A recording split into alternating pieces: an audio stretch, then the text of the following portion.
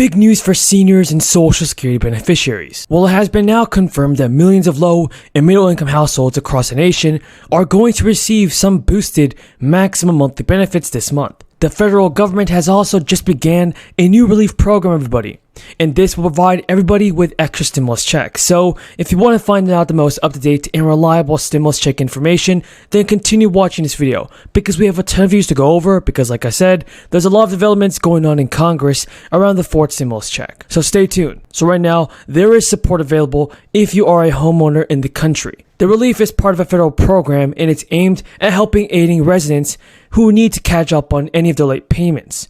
So the good news, everybody, is that there's up to $80,000 on offer for people who are still paying their mortgage payments. And if you're someone paying your mortgage payment, then it's a wise decision to claim this relief money. And with many homeowners having been affected by the loss of their job or reduced hours as a result of the crisis, the President's American Rescue Plan made sure that there was some stimulus money for homeowners that are vulnerable. So if you're at risk of losing your homes or in need of some extra cash and you are a homeowner, then continue watching this video and claim this extra stimulus money from the American Rescue Plan. According to the National Council of State Housing Agencies, all states have applied to receive financial aid for homeowners. And now the Department of Treasury is looking to work in conjunction with each state to set up their own homeowner assistance fund.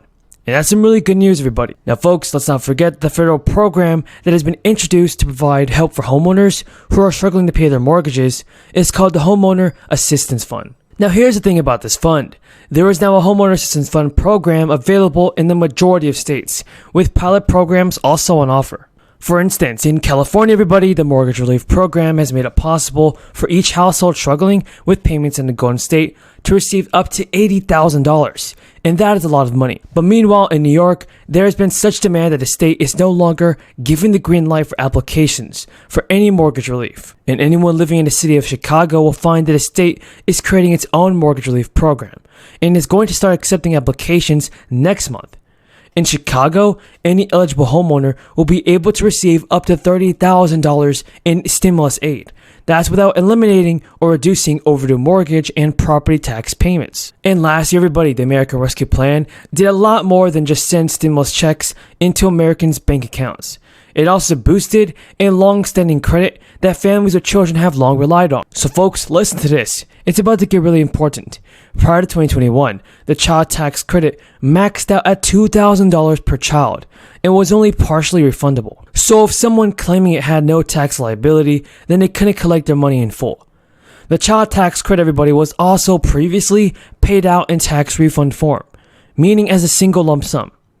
Last year, the value of the child tax credit increased to a maximum of $3,600 for children under age 6 and a maximum of $3,000 for children ages 6 to 17. The credit also changed to become fully refundable, giving more families the opportunity to receive its full value. Folks, I believe that's pretty good news, and I think that President Biden should definitely do more on this and help out the American people that are in need of stimulus payments.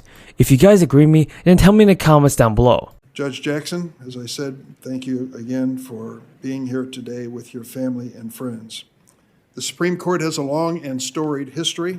Its ranks have been filled by many superb justices whose contributions to the rule of law have stood the test of time. But the reality is that the court's members, in one respect, have never really reflected the nation they served. When the Supreme Court met for the very first time in February of 1790 in the Exchange Building in New York, there were nearly 700,000 slaves without the right of citizenship in this new nation of nearly 4 million people. Neither African Americans nor women had the right to vote.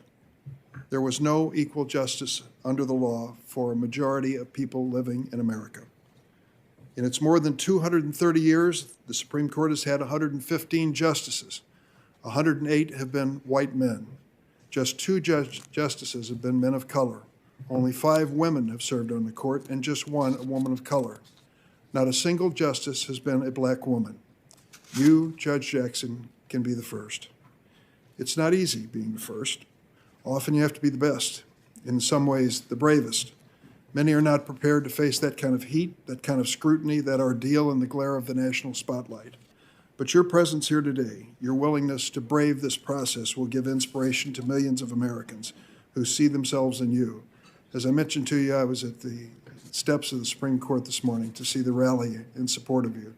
There were so many young African-American women and law students there seeing your pursuit as part of their dream. In other important ways, though, that you're no different than many nominees who've come before us. President Biden nominated you because he knew your qualifications are outstanding. This committee knows you. You've appeared 3 previous times, and each time you've been confirmed with bipartisan support. And your professional record and life experience tell us what kind of lawyer, what kind of judge, and what kind of person you really are. Your guiding principles can be found in your life and in your work.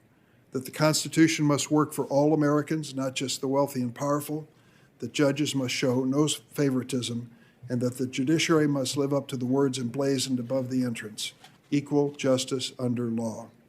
So today is a proud day for America. We've come a long way since 1790, and we know that we still have a long way to go to form a more perfect union. It's a moment that brings to mind something that the late Senator from Illinois, Paul Simon, my friend, said to Judge Ruth Bader Ginsburg at her nomination hearing. He said, you face a much harsher judge than this committee, and that is the judgment of history. And that judgment is likely to revolve around the question, did she restrict freedom or did she expand it? I return to this statement time and again because it asks a vital question. How will history judge us? Judge Jackson, I have no doubt that history will remember you as a justice who never stopped working to defend the Constitution. But I also ask the members of this committee, as we begin this landmark confirmation process, to consider how history will judge each senator as we face our constitutional responsibility to advise and consent.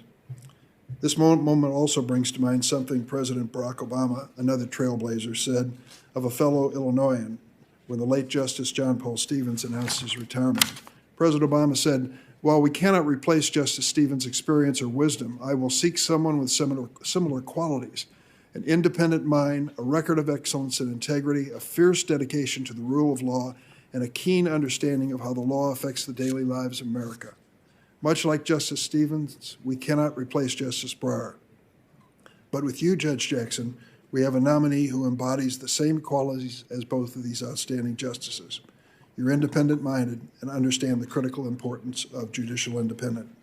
Your record is one of excellence and integrity, from the championship debate team at Miami Palmetto Senior High School to Harvard and Harvard Law School, to your 3 judicial clerkships, your work as a federal public defender, a lawyer in private practice, a member of the Sentencing Commission, a federal district judge, and circuit court judge. Throughout your career, you've been a champion for the rule of law, determined to get it right even at the risk of public criticism.